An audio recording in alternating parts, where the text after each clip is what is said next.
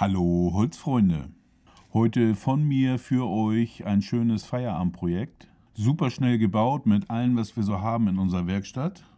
Und durch die Verarbeitung von 2 edlen Hölzern macht es auch absolut was her. Und jetzt wünsche ich euch viel Spaß bei diesem Video. Ausgangsprodukt für unser Projekt sind diese beiden schönen Restkanteln Kirsche und einmal Esche. Diese beiden Hölzer habe ich gewählt, weil sie einen schönen Kontrast haben. Einmal hell, einmal dunkel. Als erstes richte ich mal beide Hölzer ab. Das hat bei den letzten Projekten immer recht stockend funktioniert. Dann habe ich mir, ohne dafür Werbung zu machen, das Mittel Silberglide gekauft. Und seitdem flutscht das Abrichten nur so.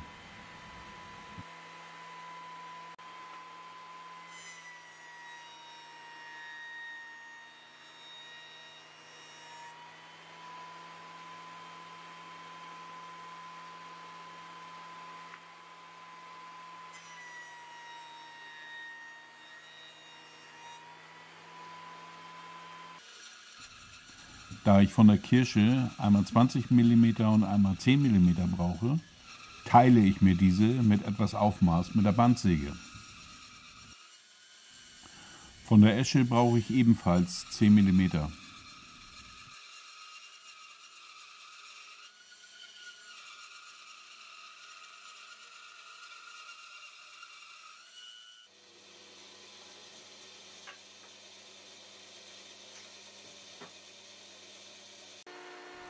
Die finalen Dicken stelle ich jetzt mit dem dicken Hobel her.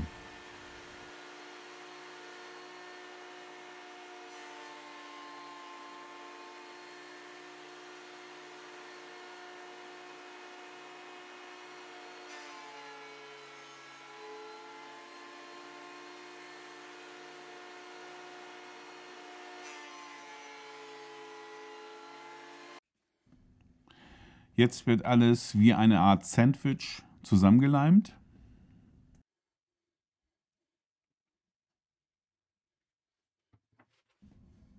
Als erstes die 20 mm Kirsche, danach 10 mm Esche und darauf wiederum 10 mm Kirsche.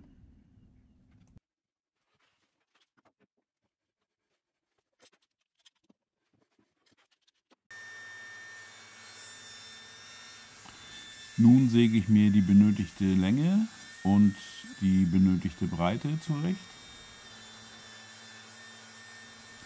Nicht wundern, ich habe hier so ein großes Stück Holz, weil ich baue mir natürlich gleich 2 Stück.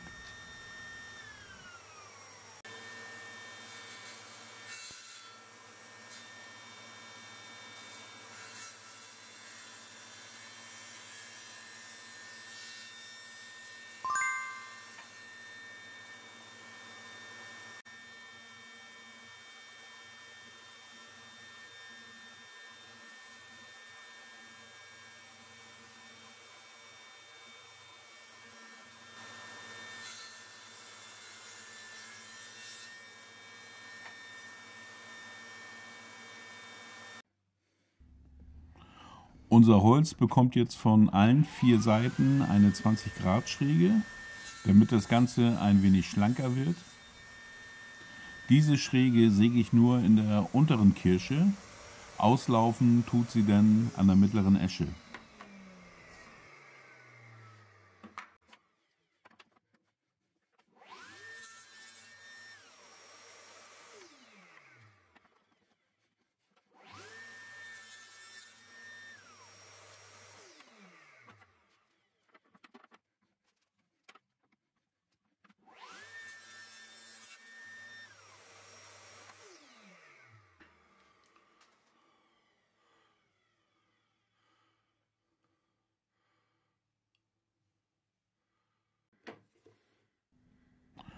Nun baue ich mir eine Frässchablone aus einem kleinen Stück Rest Spanplatte.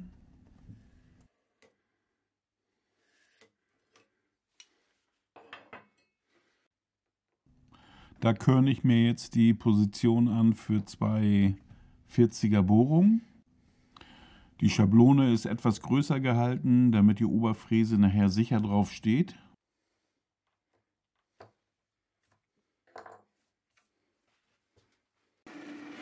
Man könnte die 40er Bohrung auch direkt in unser Werkstück machen, aber eine Fräsung ist immer sauberer als eine Bohrung. Deshalb habe ich mich fürs Fräsen entschieden.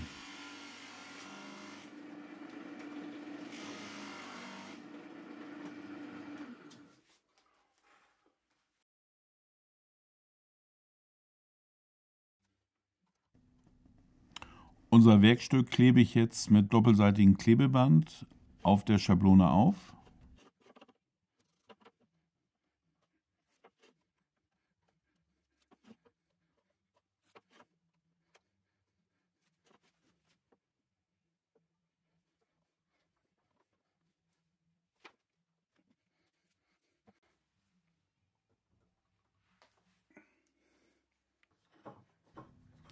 Und nun geht's ans Fräsen.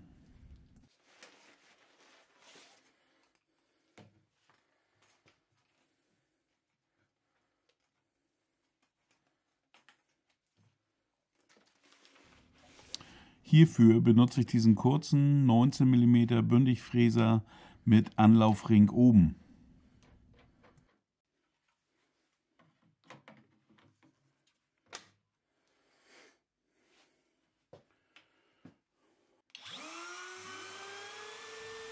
Zuerst liegt der Anlaufring oben an meiner Schablone an und je tiefer ich fräse, liegt der Ring an der gefrästen Bohrung an.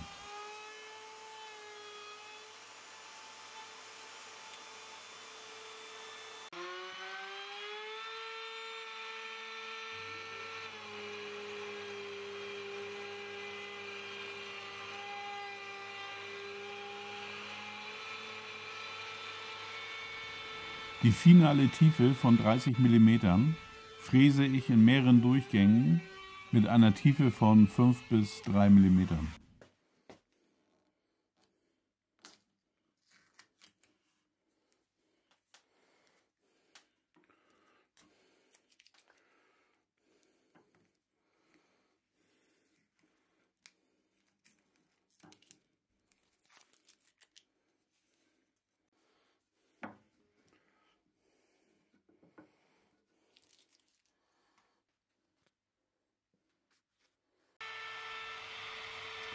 Jetzt bekommt unser Werkstück noch einen schönen Radius.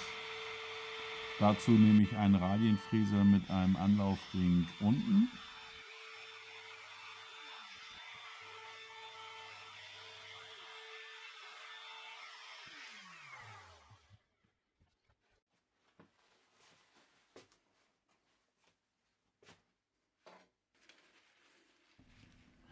Jetzt noch ein wenig Öl.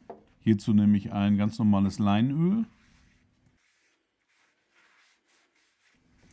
Nach dem Trocknen öle ich das Werkstück noch ein zweites Mal. Und wiederum nach dem Trocknen wird dieses noch einmal gewachst.